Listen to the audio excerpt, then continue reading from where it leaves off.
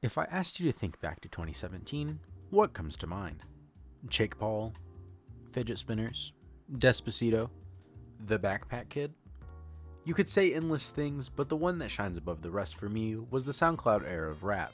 An era where somehow rappers would show up seemingly out of nowhere. You could name countless rappers like Lil Uzi Vert, Playboi Carti, Lil Skies, Juice WRLD, even some as like Wi-Fi's Funeral. Shout out to him, he's the most underappreciated. I had to throw him onto the list, you know.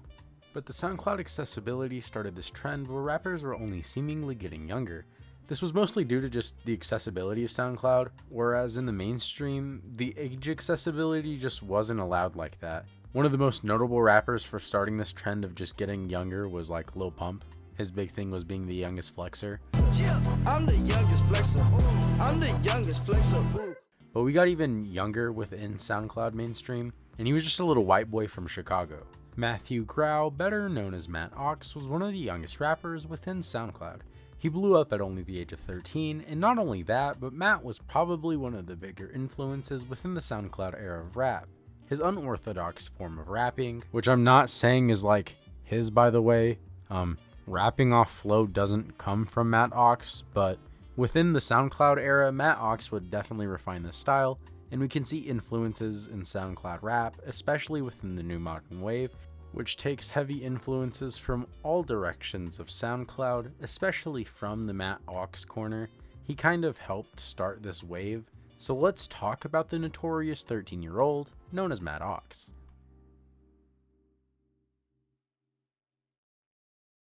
Matt Ox was born on December 13th of 2004 in Pennsylvania, where he would grow up in Philadelphia alongside his mother, who had him at only the age of 15. Unfortunately, we would learn from Matt Ox that his father took his own life, fighting severe mental health issues.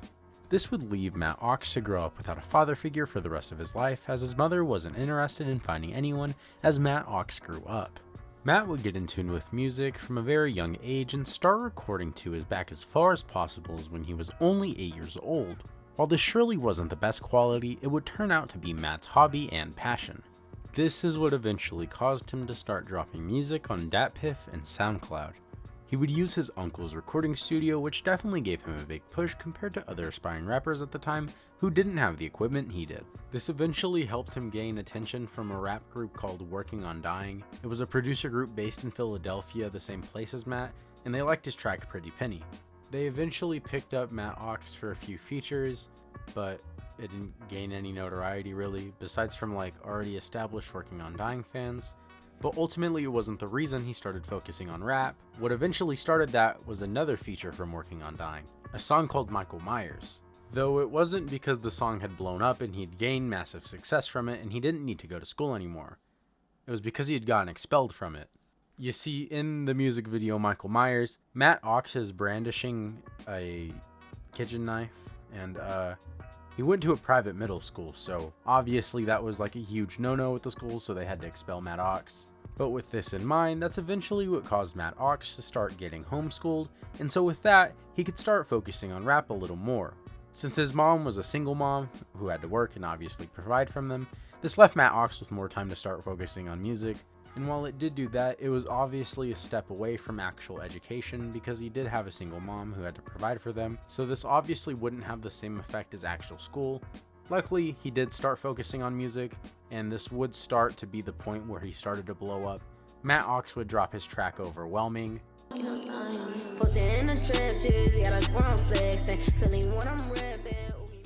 Now, while I don't know what's very different about this video than his other songs, the algorithm seemed to like it.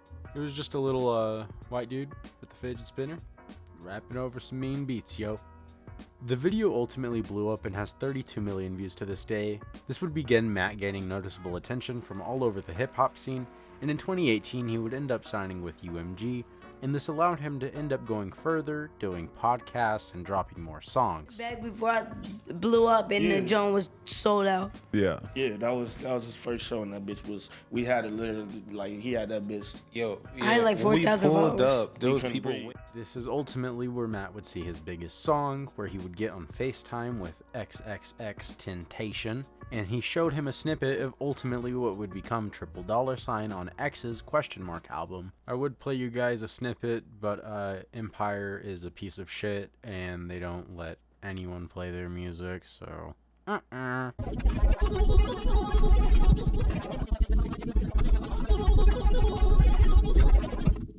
To this day, it actually has over 195 million streams on Spotify, so it's safe to assume that Matt Ox is safe for like the rest of his life off money. I mean, he's set off of that feature alone in the X album, so props to him. Eventually after that, he would go on to drop his debut album Ox on October 30th of 2018, but after that, he'd kind of go silent. We wouldn't receive a Matt Ox update in 2019, and then he was cut from his UMG record deal in 2020. Many consider this to be the point where Matt Ox had ultimately fallen off. He was just a fad rapper who had ridden the wave, and his views were ultimately dying off. But to this day, Matt Ox still drops music, and he's doing it more often than he ever has before. The biggest difference is that UMG was basically Matt's only form of outreach, so his community has still stayed rather tight. It's mostly just his fans back from the SoundCloud era who watched him grow up, and they've been excited to see what he's been able to put together. I'm not necessarily the biggest fan of like how the SoundCloud wave sounded, but with the new underground wave in rap, I'm genuinely a big fan. So to see Matt Ox play a role and have shape in the community, it's nice to see him also grow up with this era of rap. The only difference now though is like he's kind of just part of the group. While he used to just be a young white kid who could rap, and that was rare, most of the mainstream is actually that now. When you think about the mainstream of the new wave, you kind of have people like Yeet, Too Hollis, Netspin, so it's really not rare to see this anymore. And considering that Matt's like their age now, he's not just this distinct 13-year-old rapper in the game. I mean, obviously his consistency has also hurt him, taking huge breaks between his music, and also, you know, the quality just not being the best obviously dragged fans away. The big driving factor was that he was a 13-year-old who could make okay music, but I mean, at this point it's nice to just see that Matt Ox is still part of the game, and he's even engraved in the culture. I mean, you can see in songs like Babytron mentions him, and other rappers do as well.